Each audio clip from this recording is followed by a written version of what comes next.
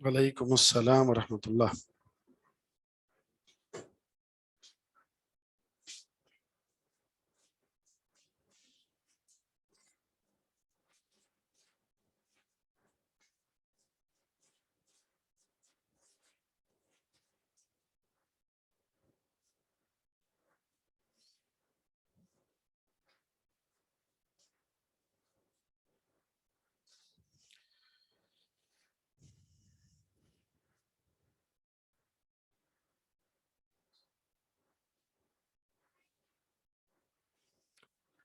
الحمد للہ والصلاة والسلام علی من لا نبی بعد۔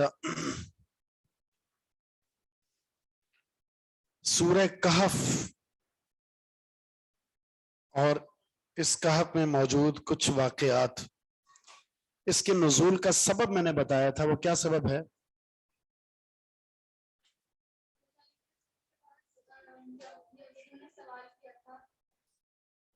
کیا سوال تھے؟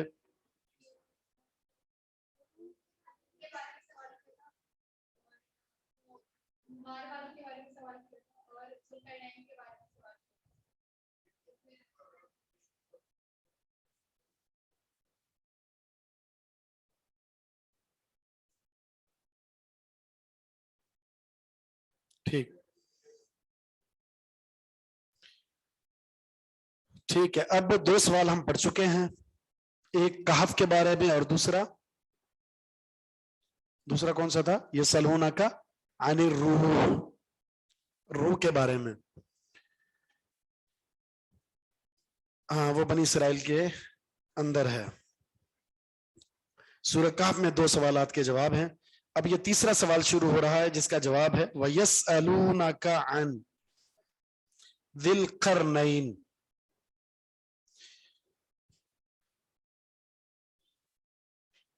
وہ سوال کرتے ہیں آپ سے ذوالقرنین کے بارے میں۔ قل، اے پیغمبر کہہ دیجئے، سأتلو، ان قریب میں تلاوت کروں گا، علیکم تم پر، منہ اس کے بارے میں، ذکرن تذکرہ، اس کا تذکرہ میں تلاوت کروں گا۔ اب یہاں دو سوال ہیں، ذوالقرنین کسے کہتے ہیں، ذوالقرن کس کو کہتے ہیں، اور ذوالقرنین کون تھا؟ قرن کے تین مطلب ہیں، قرنین تین مطلب ہے اس کے، ایک ہے دو سینگ والا، تو کسی نے کہا واقعتاً اس کے سر پر دو سینگ تھے، یہ اتنا کوئی زیادہ مزیدار معنی نہیں ہے۔ دوسرا ہے کہ اس کے بال بڑے تھے اور بڑے بال کی اس نے دو چوٹیاں بنائی ہوئی تھی، تو اس وجہ سے قرنین کہا جاتا ہے اس کو۔ قرون اس کی جمع آتی ہے ثلاثۃ قرون، بالوں کے تین حصے بنا لینا، میت جب عورت ہو تو اس کو کہا گیا ہے۔ زینب رضی اللہ تعالیٰ عنہ کے بارے میں آتا ہے نا کہ صحابیات فرماتی ہیں کہ ہم نے ان کے بالوں کے تین حصے کر دیے تھے، آپ نے فرمایا تھا ثلاثۃ قرون۔ تو قرن ایک بال کی ایک چوٹی کو کہتے ہیں، یہ بھی کوئی زیادہ جاذب نظر معنی نہیں ہے۔ تیسرا ایک معنی ہے جس کے اندر جاذبیت ہے، اور وہ یہ ہے، قرن کہتے ہیں سورج کی شعاع کو، شعاع جو شعاعیں نکلتی ہے نا، تو ایک شعاع جو ہے وہ مشرق کی طرف ہوتی ہے اور ایک مغرب کی طرف ہوتی ہے، طلوع اور غروب میں۔ یہاں سے مراد ایسا بادشاہ ہے جس نے زمین کا مشرق بھی دیکھا اور مغرب بھی دیکھا، اور یہ زیادہ بہتر بات ہے۔ اگلا جو موضوع ہے نا قرآن کریم کا، وہ اسی بات کو بیان کر رہا ہے، اور یہی زیادہ صحیح بات ہے۔ اب یہاں سے سوال دوسرا کھڑا ہوتا ہے، وہ کون تھا، کس کا تذکرہ ہے جس نے مشرق بھی دیکھا اور مغرب بھی دیکھا؟ اس کے بارے میں مفسرین جدید اور قدیم ان کا اختلاف ہے۔ ایک قول تو جو قدیم جو مفسرین ہیں ان کا کہنا ہے کہ یہ سکندر رومی ہے، اس کا مصداق سکندر رومی ہے، جس کی فتوحات کا سلسلہ مشرق سے مغرب تک پھیلا ہوا تھا۔ البتہ اس سے اختلاف کیا ہے جدید محققین نے، ان جدید محققین میں ایک مشہور مفسر مولانا ابوالکلام آزاد ہیں. انہوں نے اپنی تحقیقات پیش کرنے کے بعد اس بات پر یعنی خلاصہ یہ ذکر کیا ہے کہ بہرحال یہ نہیں ہے وہ.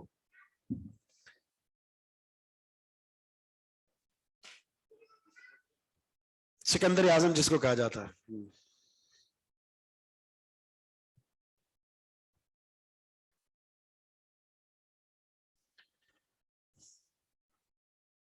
بلکہ انہوں نے ترجمان القرآن کے اندر مولانا عبدالکلام آزاد کی جو تحقیق ہے ترجمان القرآن کے اندر، اس میں یہ بات ذکر کی ہے کہ یہ وہ شخص تھا جس نے فتوحات کا سلسلہ بڑھاتے بڑھاتے بڑھاتے اس جگہ پر پہنچ گئے یہاں یاجوج ماجوج رہتے تھے، اور دیکھا کہ ان کے حملے شدید ہو رہے ہیں، مسلمانوں پر دیوار کھڑی کر دی اور ان کے نکلنے کے راستے کو بند کر دیا اور سارے علاقے فتح کیے. تو اس کے بعد اس کا انتقال ہوا، پھر اس کا مجسمہ ملا. جب مجسمے کو دیکھا گیا تو واقعتاً اس کے 2 سینگ تھے. یہ وہ تحقیقات پیش کرنے کے بعد ایک مفصل گفتگو ہے جی. قدرتی طور پر ایک سینگ 2 بنے ہوئے تھے اس پر، کھول نہیں.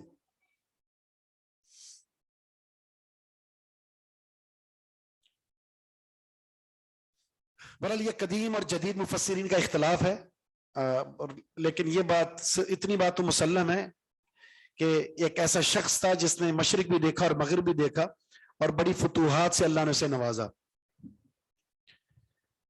اب اسی کا ذکر اللہ رب العزت یہاں فرما رہا ہے.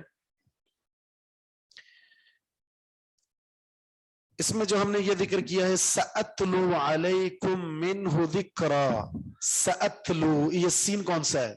بات آ گئی نا پھر بھائی جی. علامت مضارع ہے اور مستقبل قریب کے لیے، مستقبل بعید کے لیے سوفا دی. ایک تو 2 سینگ والا تھا، دوسرا بال کی 2 چوٹیاں، اور تیسرا وہ جس نے مغرب بھی دیکھا اور مشرق بھی دیکھا. جی. انا مکننا لہو فی الارض، ہم نے اسے زمین میں قوت عطا فرمائی تھی. مکنا یمکن، تمکین قوت عطا کرنا. بے شک ہم نے مکننا لہو قوت عطا کی تھی ہم نے لہو اس کو فی الارض زمین میں، وآتیناہ اور ہم نے دیا اسے من کل شیء ہر چیز سے، سببن سامان.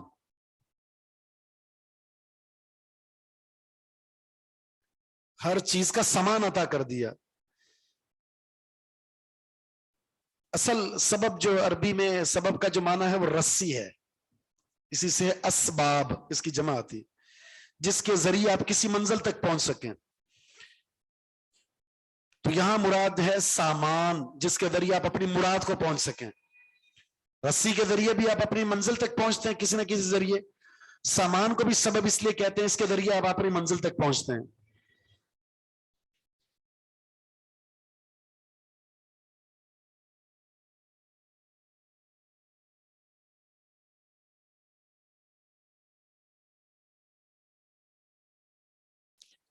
تو اس کا حقیقی معنی جو ہے وہ رسی ہے، اور اس کا جو دوسرا مجازی معنی ہے وہ کون سا ہے؟ ایسے وسائل اور ایسا سامان جس کے ذریعے انسان اپنے مقصود کو حاصل کرتا ہے. تو یہاں اللہ تعالیٰ اس ذوالقرنین کے بارے میں فرما رہا ہے ہم نے ایسا سامان مہیا کر دیا تھا جس کے ذریعے دشمنوں پر حملہ کر کے انہوں نے فتوحات حاصل کی اور دشمنوں کے غرور کو خاک میں ملا دیا.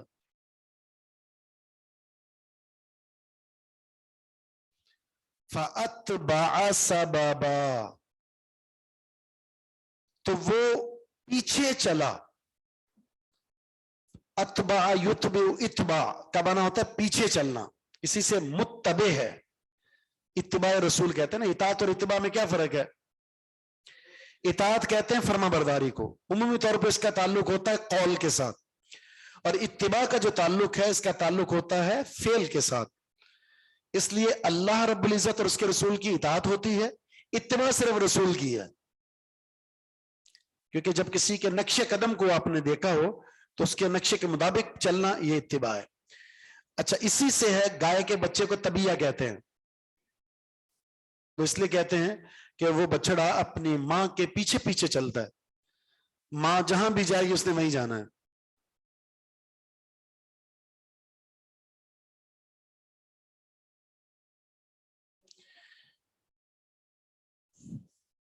تو فَأَتْبَعَ سَبَبًا کا معنی ہوگا وہ پیچھے لگا ایک راہ کے، ایک منزل کے.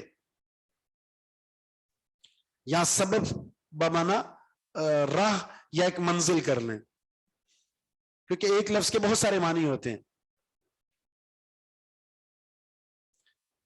ایک دفعہ اور بتا دوں،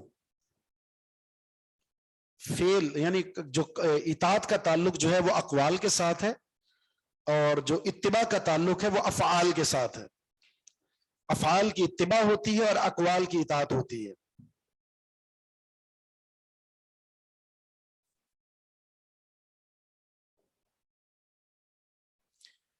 تو اب دوسرا جو آیا ہے نا سبب، یہ کس معنی میں ہے؟ طریق، راستہ. فَأَتْبَعَ سَبَبًا أَيْ أَتْبَعَ طَرِيقًا، ایک راہ کے پیچھے چلا وہ. حَتَّى إِذَا بَلَغَ مَغْرِبَ الشَّمْسِ، جب وہ پہنچے سورج کے غروب ہونے کی جگہ پر.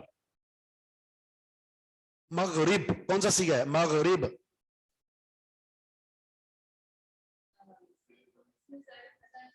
ظرف کون سا ہے؟ کون سا ظرف ہے؟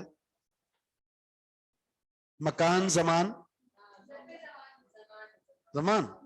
مکان ہوگا نا، سورج کے غروب ہونے والی جگہ پر پہنچے. ورنہ زمان کا تو ہو تو ہمارے لیے بھی ہے، ہم یہاں بیٹھے بیٹھے سورج کے غروب دیکھ رہے ہوتے ہیں. زمانہ نہیں، مراد مکان ہے. اچھا، میں نے ایک قاعدہ بتایا تھا آپ کو، اگر آپ کو یاد ہو. قاعدہ میں نے یہ بتایا تھا کہ جب فعل مضارع پر عین کلمے میں زبر ہو یا پیش ہو تو اس کا ظرف کا وزن کیا ہے؟ مفعل. ٹھیک ہے. جب فعل مضارع کے عین کلمے میں پیش ہو یا زبر ہو تو اس کا وزن ہے مفعل. یہ باب کیا آتا ہے؟ غربا یا غروبو. غربا یا غروبو، تو مصدر کیا آنا چاہیے تھا؟ ظرف کیا آنا چاہیے تھا؟ مغرب. قاعدہ بتا دیا آپ کو. عین کلمے پر ضمہ ہے نا، تو جب مضارع کے عین کلمے میں ضمہ ہو تو اس کا ظرف مفعل کے وزن پر آتا ہے. تو یغربو کا کیا آنا چاہیے تھا؟ مغرب. اسی طرح مشرق، اسی طرح مطلع، منصر، مقتل، مکتب، مذہب، سب کا عین کلمہ مضموم یا مفتوح ہے. یا مغرب ہے. کسی اور جگہ ہوتا تو ہم کیا کہہ دیتے؟ شاذ ہے. تو قرآن کریم تو بڑھ کر فصیح لغت ہی نہیں ہوئی.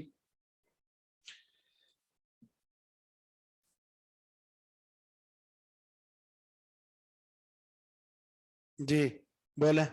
میں نے آپ لوگوں کو کہا تھا آپ لے لیں قواعد الصرف، وہ آپ نے لی ہے اور لینے کے بعد ایسا سیو کر کے رکھا ہوا ہے اس کو گھر میں کہ کھولنے سے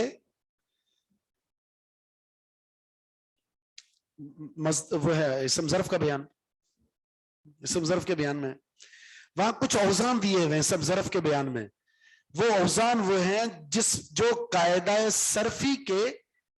صرفی سے ہٹ کر استعمال ہوتے ہیں، لیکن ان کا استعمال بھی فصیح ہے.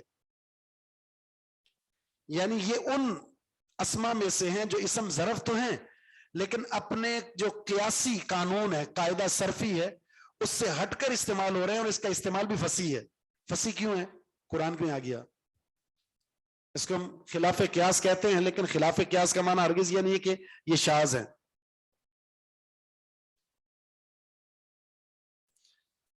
کتاب سمجھ نہیں آ رہی کہ کیسے یاد کریں. سمجھاتے ہیں، اس کا یاد کرنے کا طریقہ بھی سمجھا دیں گے انشاءاللہ. جی نہیں، یہ تو وہ بچہ کہنا جو فیڈر پیتا ہے کہ کیسے کرنا ہے ہم نے. تو ماشاءاللہ آپ نے تو بالٹیاں کی بالٹیاں ختم کر دی ہیں دودھ کی. ٹھیک ہے، آپ لوگوں کے لیے کیا مسئلہ ہے یاد کرنے کا.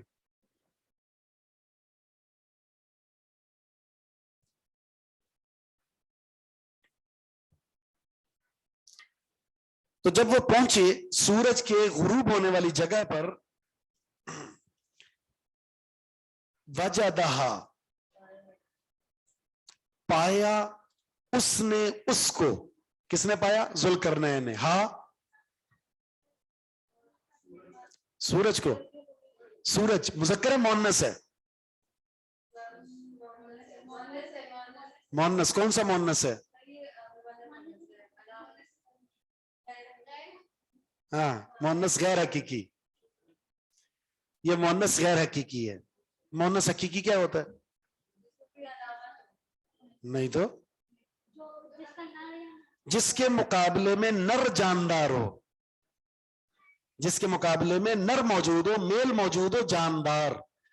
ہر ایسا مؤنث جاندار جس کے مقابلے میں میل موجود ہو، جاندار، تو اس کو مؤنث حقیقی کہتے ہیں. اور جس کا یا تو میل ہی نہ ہو یا ہو تو لیکن وہ جاندار نہ ہو، تو اس کو مؤنث غیر حقیقی کہتے ہیں. شمس یہ فیمیل ہے، اس کا میل کوئی نہیں ہے، یہ مؤنث غیر حقیقی ہے. ویسے جب فاعل مؤنث غیر حقیقی ہو، جی مؤنث سمائی ہے لیکن مؤنث سمائی کی بھی قسمیں ہیں نا، اس کو غیر حقیقی کہتے ہیں. تو جب فاعل مؤنث غیر حقیقی ہو تو فعل کو مذکر لائیں گے یا مؤنث؟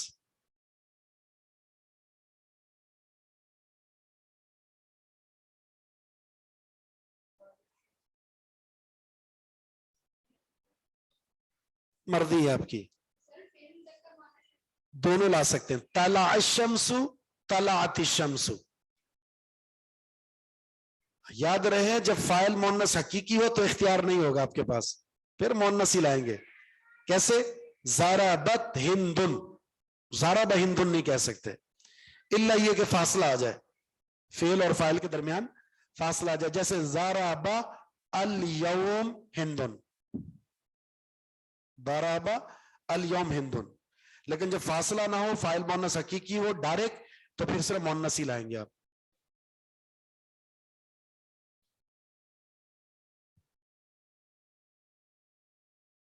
ٹھیک ہے.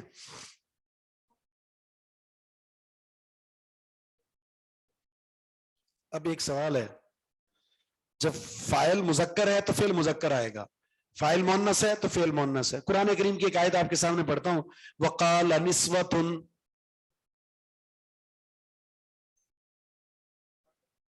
مذکر ہے، نسوۃ مؤنث ہے اور وہ مؤنث بھی حقیقی، فاصلہ بھی نہیں ہے.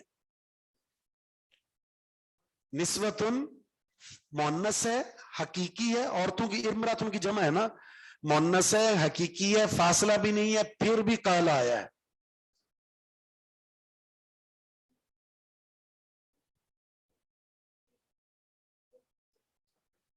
شاباش، اچھا جواب دیا ہے. ام منزہ کون ہے؟ انہوں نے کہا ہے کہ یہ جمع فعل جو ہے جمع مکسر ہے.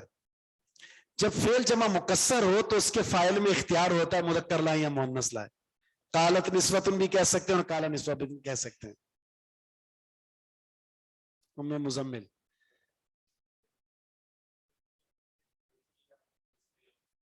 جمع مکسر جی. اور قام الرجال، قامت الرجال، دونوں ٹھیک ہے. جب فاعل جمع مکسر ہو تو فعل کو مذکر بھی لا سکتے ہیں، مؤنث بھی لا سکتے ہیں. پھر وہ فاعل جمع مکسر مؤنث ہے یا مذکر ہے، اس سے بھی کوئی فرق نہیں پڑتا. آپ نے بھی بتایا ماشاء اللہ، آپ لگتا ہے بادام وغیرہ کھاتے ہیں.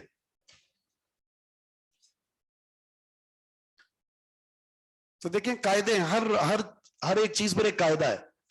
اگر آپ کے ذہن میں نحو ہو، بھری ہوئی ہو، تو جیسے جیسے پڑھتے جائیں گے آپ کو پتا چلتا جائے گا، اچھا یہ قاعدہ فٹ ہو رہا ہے، یہ قاعدہ فٹ ہو رہا ہے، یہ قاعدہ فٹ ہو رہا ہے. وہ قواعد، یعنی اگر آپ نے کسی ایک کتاب پر فوکس کیا اور اس کو پڑھا ہے نا، تو کتاب کا صفحہ بھی پلٹتا جائے گا ساتھ ساتھ. اور کوئی آ گیا تو آپ اس کو ڈائریکٹ یہ 30 صفحے پر ہے، یہ 40ویں صفحے پر ہے، جس طرح کمپیوٹر بتا رہا ہوتا ہے. لیکن آپ کے ذہن میں تو کتاب بھی نہیں آتی ہے نا، اس لیے کہ کسی کتاب کو پڑھا ہی نہیں آپ نے. تو وجدہا تغرب، انہوں نے پایا کہ وہ غروب ہو رہا ہے، فی عین حمیئۃ، ایسے دلدل میں، دلدل کے چشمے میں. حمیہ دلدل کو کہتے ہیں اور عین کہتے ہیں چشمے کو. فی عین حمیۃ دلدل کے چشمے میں.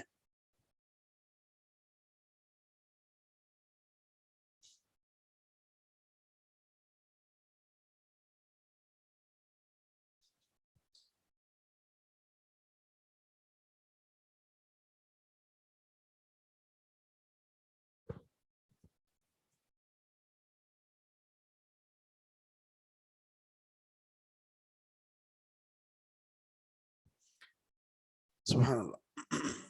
اچھا مجھے ایک بتائیں کہ زمین کا وہ کون سا کونا ہے جہاں سورج غروب ہوتا ہے؟ غروب ہی نہیں ہوتا وہ. اور یہاں تغرب فی عین الناظر، دیکھنے والے کی آنکھوں کے اعتبار سے وہ غروب ہو رہا ہے. کیونکہ جب مغربی جانب فتوحات کا سلسلہ کرتے کرتے آخری آبادی میں پہنچا، اس کے بعد پانی پانی ہے، گدلا پانی اور کیچڑ ہے، دلدل ہے. تو وہاں انہوں نے جب دیکھا تو یوں لگا جیسے ابھی سورج یہاں غروب ہو رہا ہے. حالانکہ اس کا غروب ہوتا ہی نہیں. حدیث میں کیا پڑھا اپنے سورج کے بارے میں؟ وہ اللہ تعالیٰ کے عرش کے نیچے آتا ہے اور اللہ تعالیٰ سے اجازت مانگتا ہے سجدہ ریز ہونے کے بعد، اے پروردگار مجھے دوبارہ طلوع ہونے کی اجازت دی جائے. اللہ اجازت دیتا ہے تو پھر وہ طلوع ہوتا ہے دوبارہ. اب یہاں بھی بہت سارے اشکالات پیدا ہوتے ہیں اس حوالے سے کہ ہمیشہ کہیں نہ کہیں سورج ہوتا ہی ہوتا ہے، تو پھر یہ طلوع اور غروب کب ہوتا ہے؟ سجدے کر کب جاتا ہے اور طلوع کی اجازت کب مانگتا ہے؟ کچھ چیزیں ایسی ہیں جس کے بارے میں انسان پر ایمان ہی فرض ہے. کیا کیفیت ہے، کیا ہوتا ہے انداز، ہم نہیں جانتے، اس کو اللہ جانتا ہے. ٹھیک.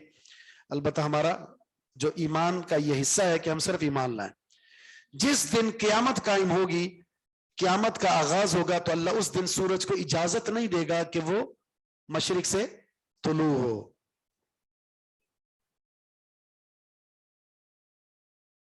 آپ پڑھا لیں جی. کیا یہ ریموو کنٹینیو کرنا؟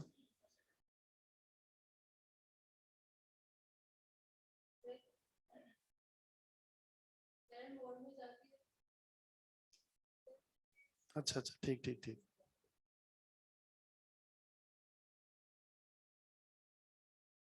ہائی جیک کر لیا آپ نے. میں ہاں یہ والے نہیں، یہ یوٹیوب اور فیس بک کا ہے.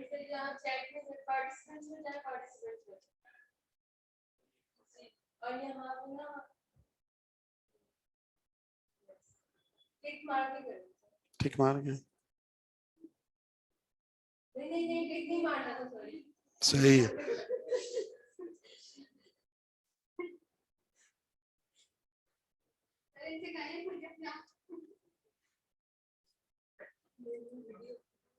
ٹھیک ہے.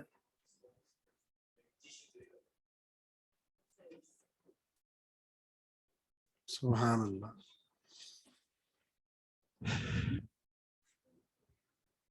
تو عین کس کو کہتے ہیں؟ عین چشمے کو. حمیہ تو یہ ہے مغرب کی جانب وہ جگہ جہاں وہ بادشاہ ذوالقرنین پہنچے، فتوحات کا سلسلہ، آخری آبادی تھی.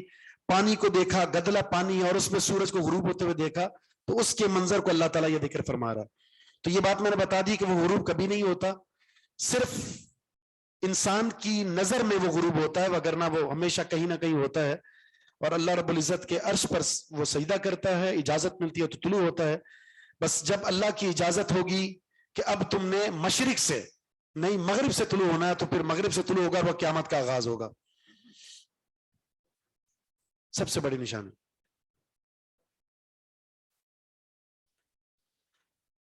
وَوَجَدَ عِندَهَا قَوْمًا، انہوں نے پایا وہاں پر ایک قوم کو. قُلْنَا يَا ذَا الْقَرْنَيْنِ، ہم نے کہا اے ذوالقرنین، اما ان تعذب و اما ان تتخذ فیہم حسنا، یا تو آپ ان کو سزا دو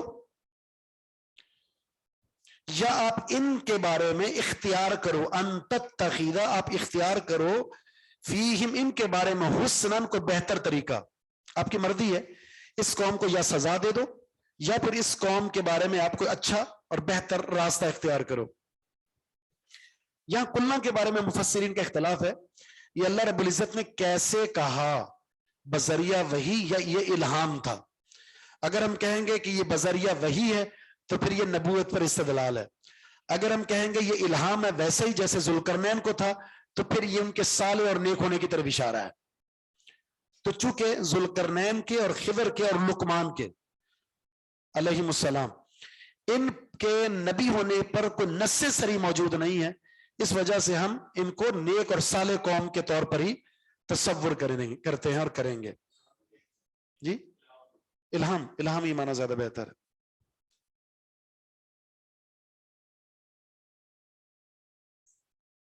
یا بعض نے پھر اس کو یوں بھی تعبیر کیا ہے، اس وقت کے پیغمبر کے ذریعے ہم نے ان کو یہ پیغام پہنچایا. جی جو اس میں موجود تھا اس پیغمبر کے ذریعے ہم نے پیغام پہنچایا. تو یہ ڈائریکٹ وحی یا الہام یا اس پیغمبر کے ذریعے. تو پہلے آپشن کے علاوہ جو ہے یا تو پیغمبر کے ذریعے یا الہام کے ذریعے، تو یہ بات زیادہ جو قابل اعتماد ہے.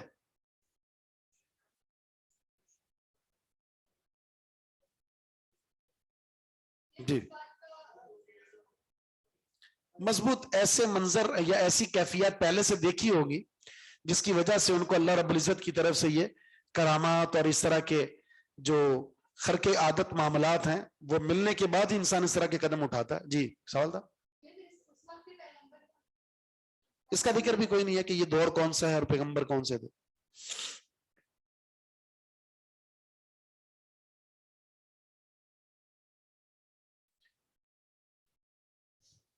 اب یہ وجہ کیا تھی کہ اس قوم پر جب آپ پہنچے ہیں، چونکہ یہ کفر و شرک کی دلدل میں پھنسی ہوئی تھی قوم. اب کفر و شرک کی دلدل میں جب پھنسی ہوئی قوم پر آپ نے حملہ کر کے اس علاقے کو قبضے میں لے لیا ہے، اب آپ کے پاس یہ غلام ہیں، یہ لونڈیاں ہیں، اب آپ کی مرضی ہے یا تو ان کو قتل کر ڈالو یا پھر ان کو موقع دے دو سنبھلنے کا. حسنہ کا مطلب یہ ہے آپ دعوت پیش کر کے ان کو اسلام میں لانے کی کوشش کریں. اور یہ بھی ہر جہاد میں یہ تین ہی آپشن ہوتے ہیں، رئیس امیر المومنین کے پاس، امیر المجاہدین کے پاس، کہ جب کسی علاقے میں فتح حاصل کر لیں تو اب اس علاقے کا محاصرہ کرنے کے بعد تین آپشن دے سکتا ہے ان کو، یا تو سرنڈر کر دو بھائی اور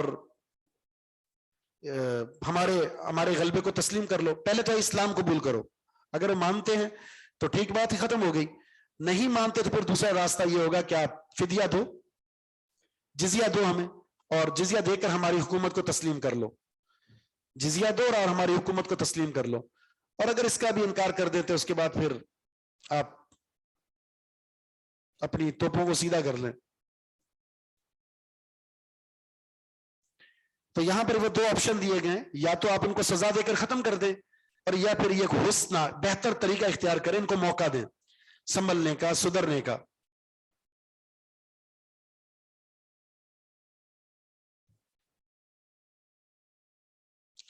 ذوالقرنین اور خضر اور لقمان علیہ السلام سورہ لقمان میں. بعض نے سیدہ مریم کے بارے میں بھی کہا ہے، ان کے خصائص کی وجہ سے، فضائل اور خوبیوں کی وجہ سے، کہ ان کو بھی نبوت ملی تھی.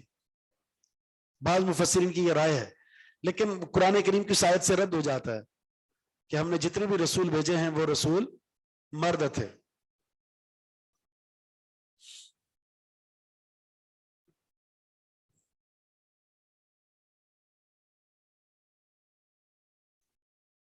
یہ یا ذل کرنین کیوں پڑھا؟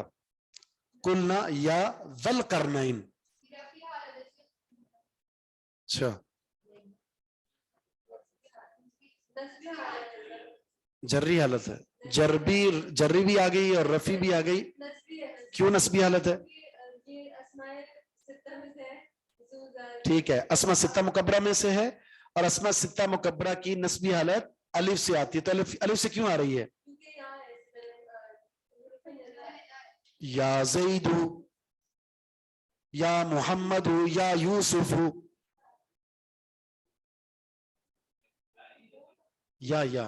یا ذل کرنین کیا مضاف ہو.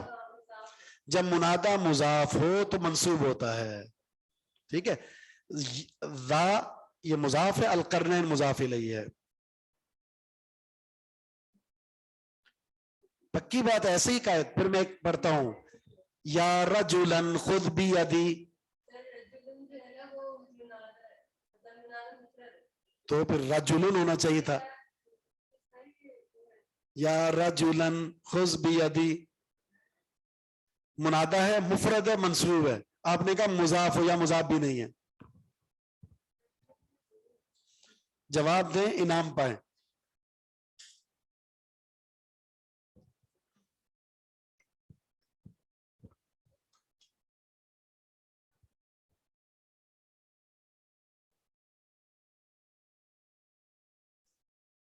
نہیں جی, منادہ مضاف و طرفہ کہاں سے آتا ہے؟ اس کا جواب یہ ہے کہ جب منادہ نکرہ غیر معینہ ہو. یہ تب ہے جب کوئی نابینا کسی کو کہے یا رجلن خذ بیدی, اے آدمی میرا ہاتھ پکڑ لے. وہ کس کو کہے گا جی؟ کوئی بھی جو مرد ہے اس کو کہہ رہا ہے. معینہ کیوں نہیں؟ کیونکہ دیکھ نہیں رہا. تو جب نکرہ غیر معینہ ہو تو چاہے وہ مفرد ہی کیوں نہ ہو, حرف ندا کی وجہ سے وہ منصوب ہی ہوگا. جب منادہ نکرہ ہو اور غیر معین ہو, غیر محدود, اور یہ تب ہوتا ہے جب کوئی نابینا کسی کو ندا دے رہا ہو تو پھر وہ منصوب ہوگا, مفرد ہونے کے باوجود بھی. نسبی حالت ہے, کیونکہ ذو ہے نا اسماء ستہ مکبرہ میں, جو ذو ہے نسبی حالت ذا الف سے آتی ہے اور یہ مضاف ہے. ذا مضاف ہے, القرنین مضاف الیہ. تو اب پڑھا یا ذل کرنین. اگر رفع ہوتا تو پھر ذو ہوتا, اور جر ہوتا تو کیا ہوتا؟ ذی.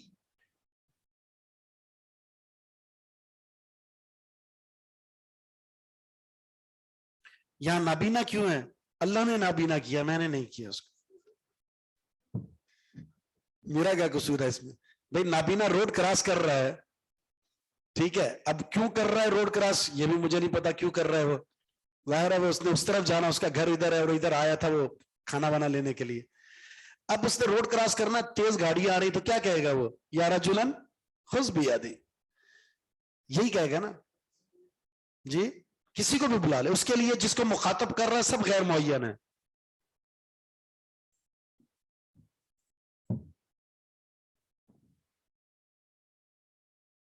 سر مبینہ نہیں, نابینا, جس کو نظر نہیں آتا. جب وہ حرف ندا کا استعمال کر کے کسی کو بلائے گا تو اس کے لیے جو سامنے والا جس کو بلایا جا رہا ہے وہ نکرہ غیر معینہ ہے, اس میں کوئی تخصیص نہیں ہے. ٹھیک ہے, تو وہ جب آنکھ بند ہے اس کی, دیکھ نہیں رہا, تو کیا بولے گا؟ یا رجلن خذ بیدی, اے کوئی بندے میرا ہاتھ پکڑ لے. سمجھ میں آ گئی جی؟ ہاں یہ نابینا صحیح ہے. میں نے آنکھیں بند کر کے بھی سمجھایا آپ کو.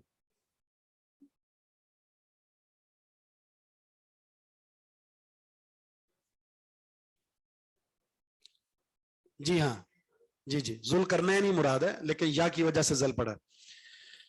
قال, اس نے کہا, یعنی اللہ تعالیٰ نے اختیار دے دیا نا, سزا دو یا اچھا راستہ اختیار کرو. تو پھر اس نے کہا, یعنی ذل کرنین. اما کیا ہے؟ اما تفسیریہ ہے جی.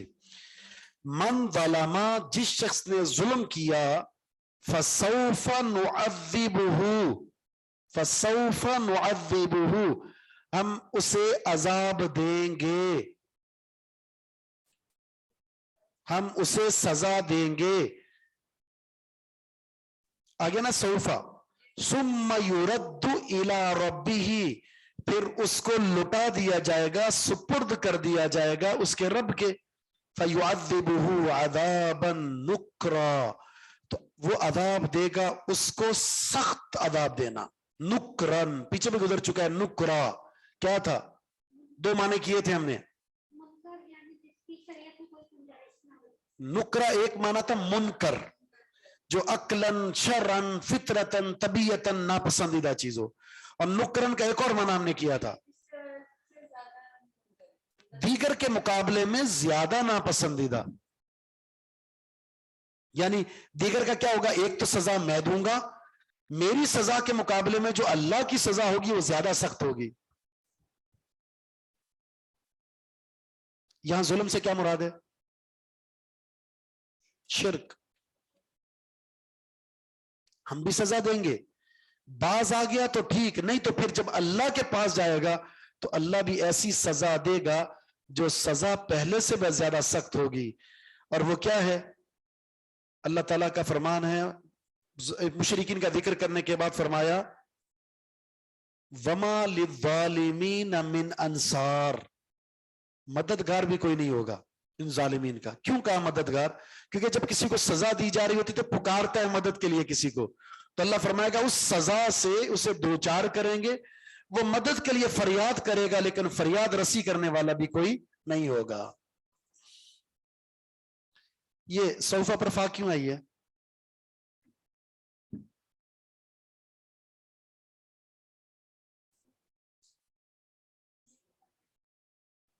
فا فا فا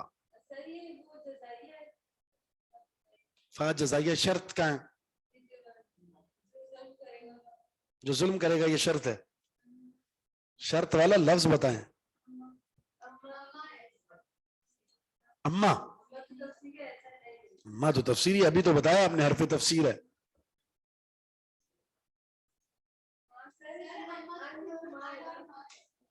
کیا ہو گیا؟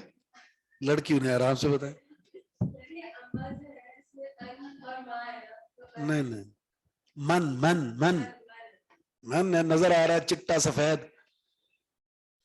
من کے اندر معنی شرط موجود ہے.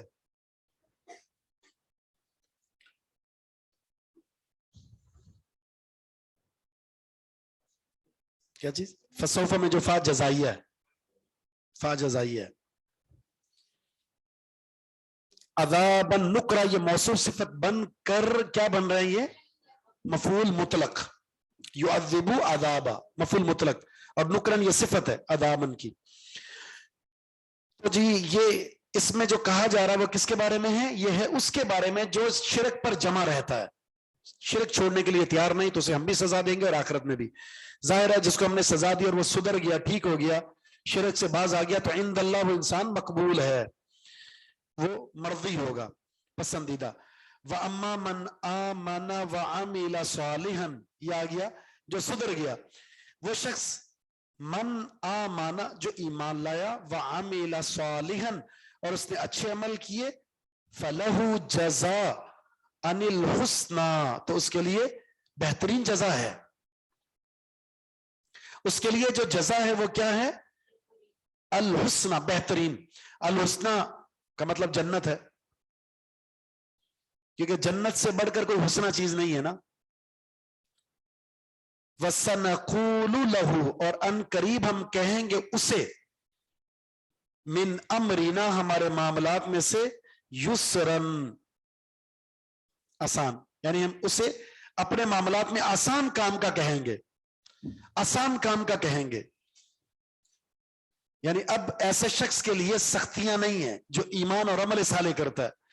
اچھا جتنے بھی ہم ایمان اور عمل صالح کرنے والا، ایمان اور توحید کے بعد عبادات اس کے لیے خود بخود آسان ہو جاتی ہیں. اس لیے شریعت نے سب سے زیادہ زور کس پر دیا ہے؟ توحید پر. عمل صالح بعد میں ہے. جس کی توحید مضبوط ہوگی اس کے لیے عمل صالح آسان ہوگا. یہاں پر بھی فلہو میں جو فا ہے وہ جزائیہ ہے. شرط کہاں ہے؟ من ہے.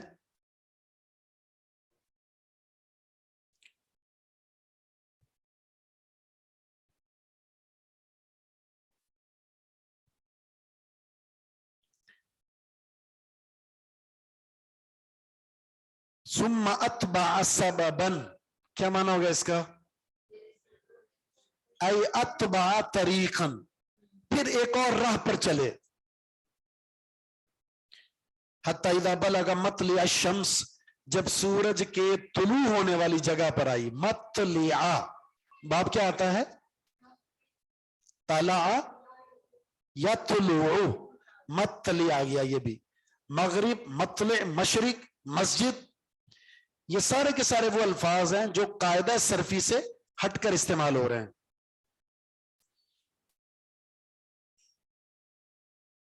اصول کے حساب سے آپ کہہ سکتے ہیں مطلع، مشرق، مغرب، مسجد کہہ سکتے ہیں، لیکن مشہور اتنا ہو گیا زبانوں پر، اب آپ کہیں گے نا غلط بول رہے بھائی، ایسے ہے نا. پھر آپ اس کو قاعدہ صرفی سنائیں.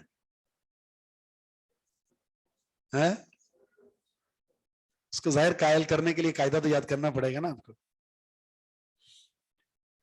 جب وہ پہنچے سورج کے طلوع ہونے والی جگہ پر، وجدہا تطلع، پایا اس نے اس کو، وہ طلوع ہو رہا تھا، علی قوم، ایسی قوم پر، لم نجعل، نہیں بنایا تھا ہم نے، لہن، ان کے لیے، من دونیہا، اس کے سوا، سترن، کوئی آڑ، پردہ. کیا مطلب؟ یعنی بے لباس قوم تھی. سورج غروب ہوتا تھا تو اس قوم کا پردہ بنتا تھا، سورج طلوع ہوتا تھا وہ قوم بے پردہ ہو جاتی تھی.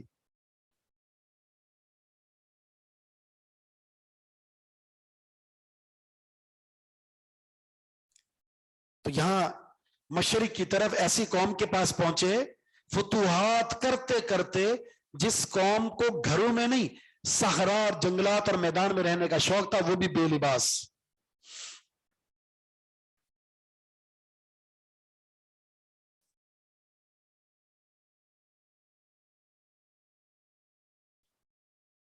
سترن ترکیب میں کیا بن رہا ہے؟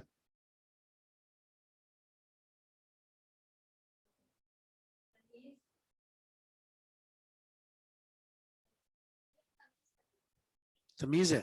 کیوں بھائی؟ لم نجعل کا مفعول ہے یہ. لم نجعل لهم من دونها سترا، ای لم نجعل سترا. جعل یجعل، یہ اس کا ایک اور نام بھی ہے. کن افعال میں سے ہے یہ؟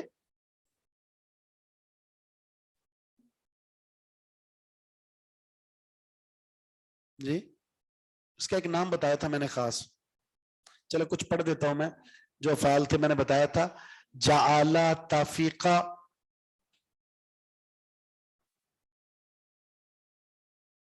اب آپ لکھیں گے 2-4 صفحے پہلے لکھا ہوا ہے وہ.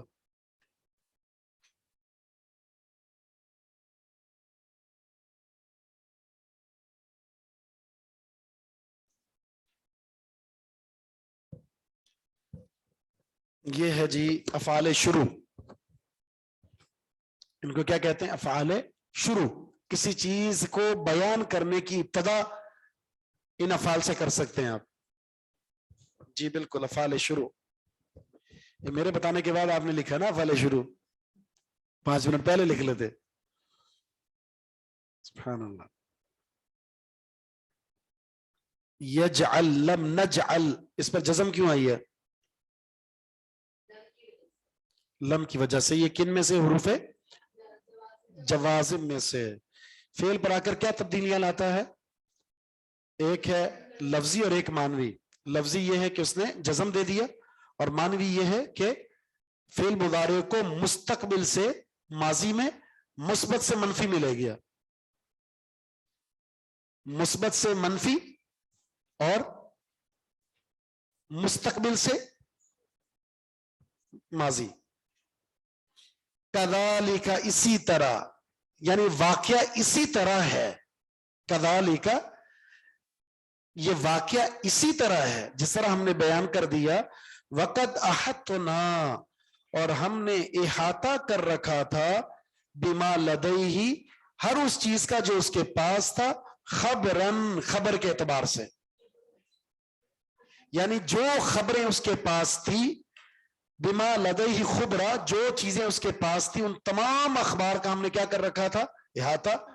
यानी जो जो चीजें उन्होंने बयान की वो चीजें हमारे पास पहले से मौजूद थी, हमने उनको बताया और हमारी बताई हुई हिदायत के मुताबिक वो वहां तक पहुंचे हैं। तो अल्लाह ताला ने जुल्करनैन के इस वाक्य का खुलासा किया यहां पर कि हमने इहाता कर रखा था बिमा लदैहि, जो चीजें उसके पास थी, खुबरन खबरें, खुबरन बेतबार खबर, यानी जितनी अखबार उनके पास थी उन सबका इहाता हमने पहले से कर रखा था।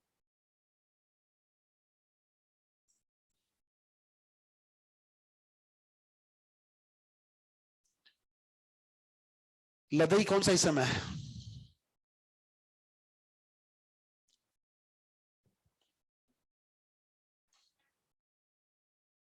जी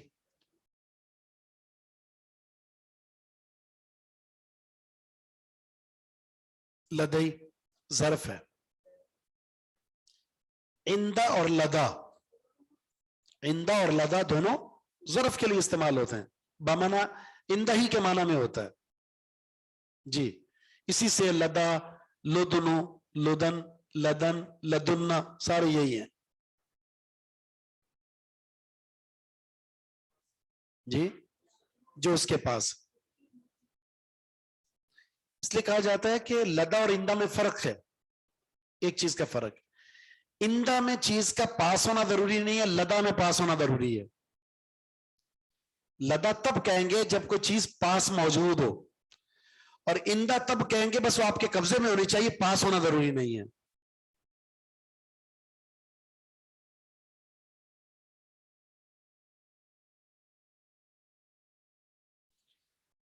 ये जो आयत नंबर 90 है, जी यहाँ एक जो अल्लाह ताला ने खबर का इहाता कर रखा है, मतलब ये आपको जो खबर अब मिली है हमें पहले से बता थी। अल्लाह ये बताना चाह रहा है कि जो अखबार आप तक पहुंच रही हैं ये हमारे पास पहले से मौजूद है, यानी हम ही तुम्हें पहुंचा रहे हैं। एक बात, दूसरी बात ये है जी, ये बताना असल मकसूद है कि वाक्य होने से पहले हमारे पास पहले से दर्ज है।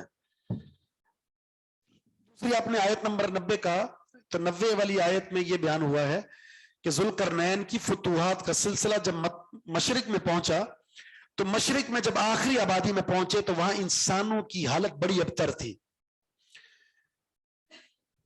वो फक्र फाके का आलम यह था कि उनके पास अपने जिस्म को ढांपने के लिए वसाइल मौजूद नहीं थी, फक्र फाका की जिंदगी थी, और बेलिबास वो घूमते थे, लिबास नहीं थे, यानी ना ईमान ना हिदायत, कुछ भी पता नहीं था, और दीगर अकवाम के जुल्म सितम का वो शिकार थे। सूरज निकलता तो जब जिस्म पर पड़ता सारे के सारे जिस्म नजर आते, यानी पूरा वजूद नजर आता। जब सूर्य गुरूब होता बस ये अंधेरा उनका पर्दा हुआ करता था। जब ऐसी कौम पर पहुंचे तो फिर आगे इसके ताल्लुक से कुछ चीजों का जिक्र है।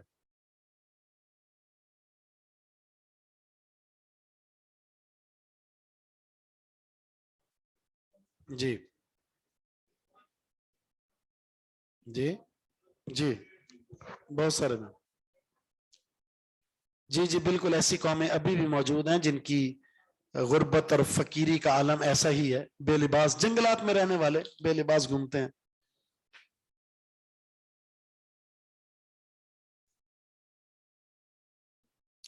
जी, इंदा के बारे में मैंने बताया कि चीज का कब्जे में होना जरूरी है, पास होना जरूरी नहीं है, और लदा तब कहेंगे जब वो चीज आपके पास मौजूद हो।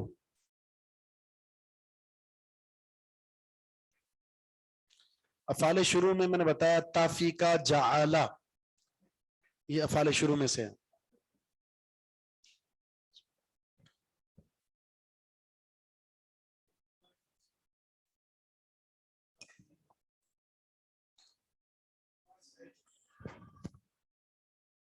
ठीक है जी, सुब्हानक अल्लाहुम्मा व बिहम्दिक अशहदु अल्ला इलाहा इल्ला अंता अस्तगफिरुका व अतूबु इलैक।